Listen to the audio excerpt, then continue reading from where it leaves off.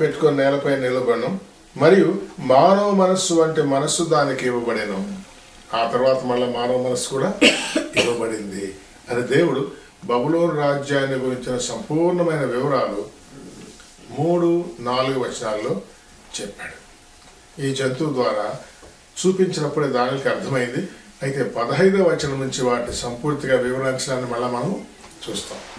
ఆ తర్వాత 5, 6, 7, 8 వచనాల్లో 5, 6లో ఎలుగుబంటిని చూపించడాన్ని మనం చూస్తాం. 5, 6 5వ వచనంలో ఎలుగుబంటి, 6వ వచనంలో సింహం మన చిరుతపులిని చూపిస్తాడు. 7, 8లో ఘోరమైనటువంటి మృగాన్ని చూపిస్తాడు. ఎలుగుబంటిని గురించి చెప్పిన మాటలు చూడండి. 2వ జంతువు ఎలుగుబంటి. అది ఒక పార్శ్వం మీద పండుకొని ఉంది. 2 పార్శ్వాలు ఉంటాయి, అయితే పండుకోవడం మాత్రం ఒక పార్శ్వం మీదనే పడుకోంది. ప్రతిమలో కూడా 2వ రాజ్యానికి రొమ్ము తర్వాత 2 భుజములు చూపించాడు. 2 భుజాలు చూపించాడు. ఇక్కడ కూడా ఎలుగుబంటికి 2 పార్శ్వాలు ఉన్నాయి, అయితే ఒక పార్శ్వం మీదనే పడుకుంది. అంటే బలమంతా ఒక పార్శ్వం మీదనే పెట్టింది. అంటే రాజ్య భారం అంతా ఒకే పార్శ్వం మీద ఉంటుంది. మాదీయ పార్శిక సామ్రాజ్యమే కానీ రాజ్య భారం అంతా పార్శిక సామ్రాజ్యం మీదకే వచ్చింది. చరిత్రలో అట్లే జరిగిందన్నమాట. ఏమిటి అదంటే, మాదీయులు పార్శికులు ముందు వేరువేరు రాసులు. నిజానికి ఇది క్రీస్తు పూర్వం 536లో జరిగింది. కానీ 550లో అంటే 14 సంవత్సరాల ముందు ఏం జరిగిందంటే, మాదీయుడు అగు దర్యావేషి 36లో రాజు ఉన్నాడు. అంటే వీళ్ళ నాన్నగారు 550లో రాజు ఉన్నాడు. వీళ్ళ నాన్నగారు 550లో రాజుగా ఉన్నప్పుడు పారసీక రాజుకు ఈ నాన్నగారు బిడ్డనిచ్చాడు అన్నమాట. బిడ్డనిచ్చేటప్పటికి పారసీక రాజు యొక్క భార్య మాదీయురాలు అయిపోయింది. వాళ్ళకు పుట్టిన కొడుకే కోరేష్. పారసీక రాజు అయ్యాడు కానీ వాళ్ళు జయజనాల మీద యుద్ధం చేశారట. ఎందుకు? మనవడే కానీ పారసీక రాజు అయ్యాడు. జయజనాయన మాదీయ రాజు యుద్ధం చేసి మాదీయ రాజు జయజనాయని ఓడించారట. ఓడించి మాదీయ రాజ్యాన్ని దీనిలో కలిపేశారట కోరేష్. మరి జయజనాయన మీద యుద్ధం చేసేంత పౌరుషం రాజులకి ఎట్ట వస్తుంది? ఇంకా జయజనాయన యుద్ధం చేసిన తర్వాత జయజనాయన చంపలేడు, కానీ ఇదే రాజ్యంలో కలిపి ఉన్నారు. కానీ మరి పారసీకుల క్రింద అణిగి ఉండాల్సి వచ్చింది మాదీయులు అన్నమాట.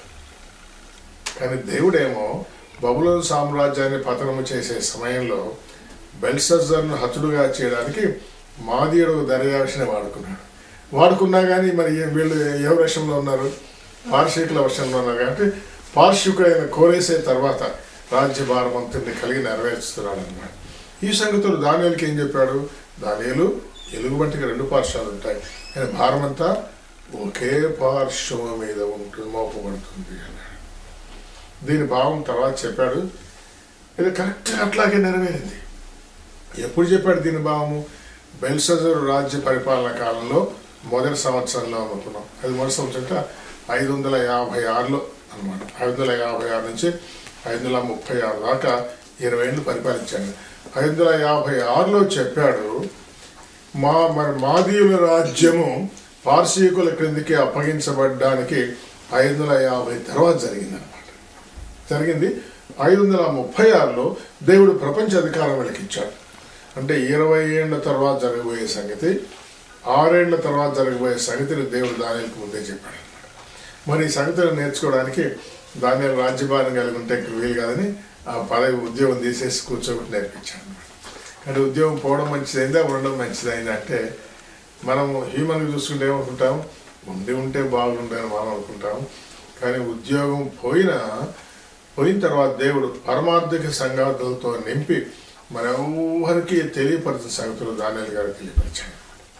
ఒక ప్రవక్తగా మరి తాను రాజనగర్లో ఉన్నటువంటి ఒక సివిల్ సర్వీస్లో ఉన్నవాడైనా ప్రవక్త అని ఎక్కడ నియమించబడ్డాడని లేకపోయినా మరి యెహెజ్కేలు ప్రవక్తగా నియమించబడ్డాడు, ఇర్మియా ప్రవక్తగా నియమించబడ్డాడు, యెషయా ప్రవక్తగా నియమించబడ్డాడు, యెషయా 5వ అధ్యాయంలో నియమించబడ్డాడు, ఇర్మియా 3వ అధ్యాయంలో యెహెజ్కేలు తన గ్రంథంలో 3వ అధ్యాయంలో ప్రవక్తగా నియమించబడ్డాడు మనం చదువుకుంటున్నాం. దానియేలు ప్రవక్తగా నియమించబడాన్ని ఎక్కడ లేదు. లేకపోయినా ఆయన గ్రంథాన్ని ప్రవక్తల గ్రంథాల్లో దేవుడు చేర్పించాడు. ఒక సివిల్ సర్వీసెస్లో ఉన్నవాడిని మరి ప్రవక్తగా నియమించినట్టుగా ఎక్కడ లేకపోయినా ప్రవక్తలో దేవుడు చేర్చేశాడు. దాని కొరకై లోక సంబంధమైనటువంటి ఉద్యోగాన్ని తాత్కాలికంగా దేవుడు తీసేశాడు. కాబట్టి దేవుడు తన బిడ్డలకు అన్యాయం చేసినట్టుగా లోకానికి కనిపించవచ్చు కొన్నిసార్లు, కానీ అది కూడా హెచ్చింపే మనం అనుకున్నాం. సింహం నోటి నుంచి దానియేలు తప్పించాడు, కానీ సింహానికి అప్పగించాడు అని అనుకున్నాం. అక్కడ తప్పించి దేవుడు ఎక్కడెందుకు అప్పగించాడు మనం అనుకున్నాము. హెబ్రీ పత్రిక 11వ అధ్యాయం 35వ వచనం జవాబు అనుకున్నాం. కొందరైతే విడుదల పొందనలక యాతన పెట్టబడేది, ఎందుకంటే మరీ శ్రేష్టమైన పునరుద్ధానము నిమిత్తమై. కాబట్టి లోకములో కూడా కొద్దిమంది బిడ్డలకు అన్ని సులువుగా సరిపోతూ ఉంటాయి అన్నమాట. కొద్దిమందికి అంత యాతనతోనే ఉంటాయి అన్నమాట. నేను ఆంధ్రప్రదేశ్లో ఒక సేవకుని ఎదురు, ఆయన భార్యల ఆరోగ్యాలు ఎప్పుడు బాగుండవు. మొదటి భార్య చనిపోయింది, ఇంకొక ఆమె చేసుకున్నాడు, ఆమె కూడా ఆరోగ్యం చనిపోయింది. మొదటి భార్య పిల్లలతో తొందరపడ్డాడు, రెండో భార్య పిల్లలతో తొందరపడ్డాడు. చూసే వాళ్ళకి మనకేమనిపిస్తుంది, ఏంటో ఆయనకి ఎప్పుడు సమస్యలు అనిపిస్తుంది. కానీ బైబిల్ ఏం చెప్తుంది, కొందరైతే విడుదల పొందక యాతన పెట్టబడి. లోకము దాన్ని అంగీకరించకపోవచ్చు, కానీ శ్రేష్టమైన పునరుద్ధానం వారి కొరకే కనిపెట్టుకోండి. కాబట్టి దానియేలు ఉద్యోగరీతిగా విడుదల పొందకుండా ఉద్యోగరీతిగా యాతనలో పెట్టబడినా దేవుడు ఆయన్ను ఆత్మ సంబంధమైనటువంటి ప్రవచనం చేత నింపి తన పనిలో వాడుకొనటనే శ్రేష్టమైన సంగతిని మనము చూడగలుగుతున్నాం. సరే, రెండవ జంతువు గురించిన వివరాలు 5వ వచనం. రెండవ జంతువు ఎలుగుబంటిని పోలింది.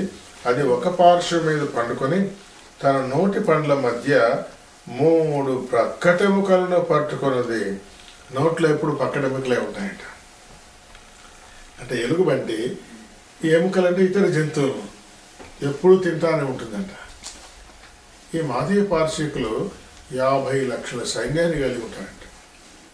ఇప్పుడు అనంతపురం జిల్లా జనాభా మనం 30 లక్షలు అన్నారు. అనంతపురం జిల్లా, కడప జిల్లా 2 కలిపితే 50 లక్షలు అవుతాయి. అంటే మాదీయ రాజు సైన్యం పంపిస్తే అనంతపురం జిల్లా, కడప జిల్లా ఒకసారి కదిలిపోతారనమాట. సరే, అంతమంది సైన్యం కర్నూలు జిల్లాను దాటుతా పోతున్నారు అనుకోండి, ఏమవుతుంది? ఏమైనా మిగులుతుంది అక్కడ? ఇంతమందికి అన్నం కావాలంటే కర్నూలు వచ్చారంటే ఇంక ఉన్నదంతా తినేస్తారు. ఆ రోజు నెక్స్ట్ ఊళ్ళో పోతే అది తినేస్తారు. తినడమే కాదు, అందరిని చంపుకొని వెళ్ళిపోతుంటారు అనమాట. అందుకే ఈ జంతువు నోట్లో ఎప్పుడు ఎముకలే ఉన్నాయి అని దేవుడు చూపించాడు. ఎప్పుడు భుజించే పనే ఉంటుంది జంతువు అంటే. అది చరిత్రలో అట్లాగే 50 లక్షల సైన్యము కలిగి మాదీయ పార్శ్విక రాజులు యుద్ధానికి బయలుదేరుతారు. కాబట్టి ఎవరు కూడా వాళ్ళ దగ్గర నిలబడేవాళ్ళు అనమాట. అందుకే మనం బైబిల్లో ఎస్తేర్ గ్రంథంలో కూడా పారసీకుడగా అహష్వేరోషు పరిపాలన కాలంలో ఇండియా దాకా పరిపాలించాడంట. అంటే ఇండియా రాజులు కూడా హడలైపోయి అప్పగిచ్చేస్తారనమాట. ఎందుకు? 50 లక్షల సైన్యం ఒకసారి ఇస్తే ఎంత డిఫికల్ట్గా, ఎంత కష్టంగా ఉంటుంది. అది దానియేలు దేవుడు ఎప్పుడు కూడా ప్రకటెముకలు పట్టుకొనే ఉంటుంది ఈ జంతువు అని చూపించాడు. కొందరు లెమ్ము విస్తారమైన మాంసం భక్షించుమని దానితో చెప్పిరి. భక్షించమని చెప్పేవాళ్ళు ఉంటారంట. అప్పుడు 50 లక్షల సైన్యం వస్తే ఉంటారు, అయ్యా మీకేం కావాలో తీసుకెళ్ళిపోండి అని అప్పగిచ్చేస్తారే. దొంగలు వస్తే మనం అప్పగించినట్టు కదా, అంటే తిరిపోండి అని చెప్తారంట. అది దేవుడు ఎంత ఒక్క వచనంలో చెప్పాడు చూడండి. ఒక సామ్రాజ్యం అంతటిని గురించి ఒక 5వ వచనంలోనే ఉందన్నమాట. 6వ వచనం ఇంకో సామ్రాజ్యం. అటుపేమట చిరుతుపల్లిని పోలిన మరి ఒక జంతువును చూచి తిని. చిరుతుపల్లి గెలుస్తుందా, మీరు గెలుస్తారంటే మీ కార్ల కంటే చిరుతుపల్లి గెలుస్తుందంట. చిరుతుపల్లి వేగం 80 మైల్స్ పర్ అవర్ అంట. 80 మైల్స్ పర్ అవర్. ఎక్కడ సిమెంట్ రోడ్డు మీద, తార్ రోడ్డు మీద కాదు, కొండలు గుట్టలు. ఈ రాయి మీద ఆ రాయికి ఆ రాయి మీద చేరుతూ 80 మైల్స్ పర్ అవర్ స్పీడ్ వెళ్తుందంట. అలెగ్జాండర్ 7 సంవత్సరాల కాలంలోనే ప్రపంచమంతటిని జయించాలంటే చిరుతుపల్లాగానే తిరగాలి. అందుకు దేవుడు ఆయన్ను చిరుతుపల్లాగా చూపించాడు. Fast moving animal. సింహం కంటే స్పీడ్ పోతుంది, అన్నిటికంటే వేగంగా పోతుంది. ఈవెన్ టుడే చిరుతపులి స్పెషాలిటీ ఏమంటే ఫాస్టెస్ట్ మూవింగ్ యానిమల్ అన్నమాట.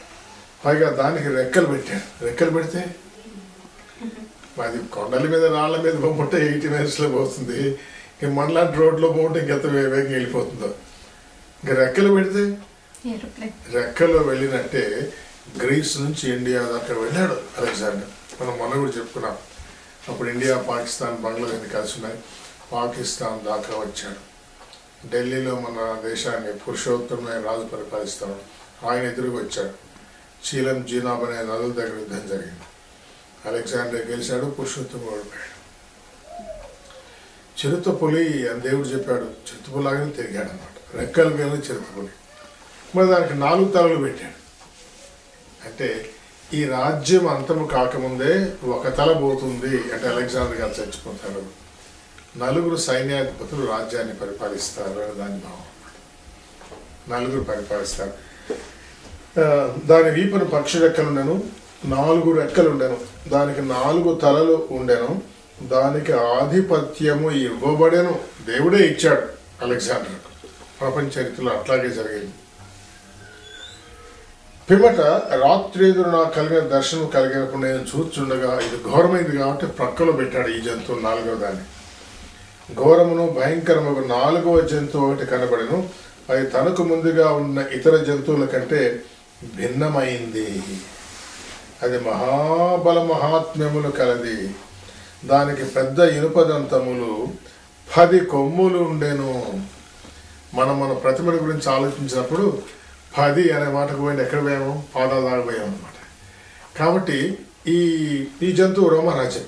ఈ రోమరాజ్యం ఎక్కడి దాకా ఉంటుంది అంటే యుగాంతము వరకు ఉంటుంది. మరి ఇప్పుడు రోమీలు పరిపాలిస్తున్నారా అంటే ఒక రీతిగా పరిపాలిస్తున్నారు.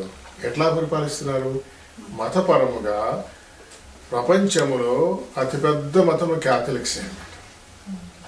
క్రిస్టియన్స్ ఇంటోటో 2 మరి ఇంతకుముందు ఐ థింక్ 240 crores అనుకుంటాను. వాళ్ళిద్దరు లెక్క చెప్పారు. దాంట్లో క్యాథలిక్ వాళ్ళు రఫ్గా ఒక 140 దాకా ఉన్నారు. ప్రొటెస్టెంట్స్ ఒక 100 దాకా ఉంటారు. ముస్లిమ్స్ కూడా తక్కువ వాళ్ళకంటే. సో ప్రపంచములో అన్ని మతాలలో కూడా అత్యధికంగా ఉండాలి క్యాథలిక్స్ అన్నమాట. కాబట్టి క్యాథలిక్లకు నాయకుడు ఎవరు? పోప్ గారు. కాబట్టి ఈ పాలన సెక్యులర్ రూలింగ్ కాదు, ఇది మతపరమైన పాలన. ఇప్పుడు పోప్ గారు ఏం చెప్తే బెంగళూరులో ఉండే క్యాథలిక్ ప్రీస్ట్ కూడా ఒప్పుకొని తీరాల్సింది.